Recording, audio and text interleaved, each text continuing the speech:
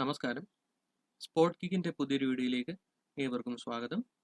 Alfredo D Stefano Real മാഡ്രിഡിന്റെ ഇതിഹാസ താരമാണ് ഇദ്ദേഹം. ക്ലബ് ഫുട്ബോളിൽ മിന്നുന്ന പ്രകടനങ്ങൾ ഒട്ടനവധി ഇദ്ദേഹം കാഴ്ചവെച്ചിട്ടുണ്ട്. ഈ വീഡിയോയിലൂടെ നമ്മൾ നോക്കുന്നത് ഇദ്ദേഹത്തിന്റെ ദേശീയ ടീം ഫുട്ബോൾ കരിയറിനെ കുറിച്ചാണ്.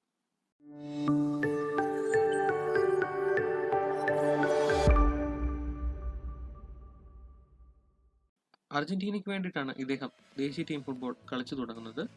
അർജന്റീനയ്ക്കായി 6 മത്സരങ്ങളിൽ നിന്ന് 6 ഗോളുകൾ ഇദ്ദേഹം നേടിയിട്ടുണ്ട്.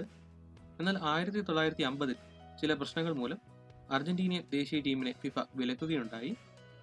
അതേ തുടർന്ന് ഇദ്ദേഹം ക്ലബ് ഫുട്ബോൾ മത്സരങ്ങൾ കളിക്കുവാനായിട്ട് കൊളംബിയയിലേക്ക് ചേക്കേറുകയുണ്ടായി. ഈ കാലയളവിൽ ഇദ്ദേഹം അൺഒഫീഷ്യലായി കൊളംബിയയ്ക്ക് വേണ്ടി 4 മത്സരങ്ങൾ കളിക്കുകയുണ്ടായി.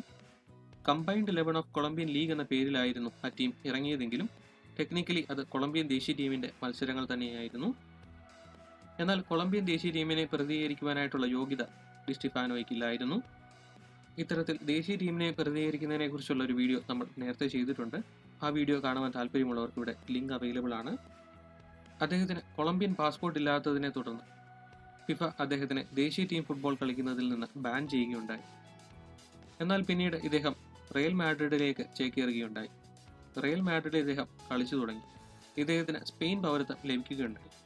തുടർന്ന് സ്പെയിൻ ഫെഡറേഷന്റെ പ്രഷർ നിമിത്തം ഫിഫ ഇദ്ദേഹത്തിന്റെ ബാൻ നീക്കുകയുണ്ടായി. പിന്നീട് സ്പെയിനിന് വേണ്ടിയിട്ടാണ് ഇദ്ദേഹം ദേശീയ ടീം മത്സരങ്ങൾ കളിച്ചത്. സ്പെയിനിന് വേണ്ടിയിട്ട് ഇദ്ദേഹം 31 മത്സരങ്ങൾ കളിച്ചു. 31 മത്സരങ്ങളിൽ നിന്ന് 23 ഗോളുകൾ നേടുകയുണ്ടായി. അങ്ങനെ ഒഫീഷ്യലായി ഇദ്ദേഹം 3 ദേശീയ ടീമുകൾക്ക് വേണ്ടിയിട്ടും കളിച്ചിട്ടുണ്ട്. ഈ വീഡിയോ ഇഷ്ടപ്പെട്ടെങ്കിൽ ലൈക്ക് ചെയ്യുക, ഷെയർ ചെയ്യുക.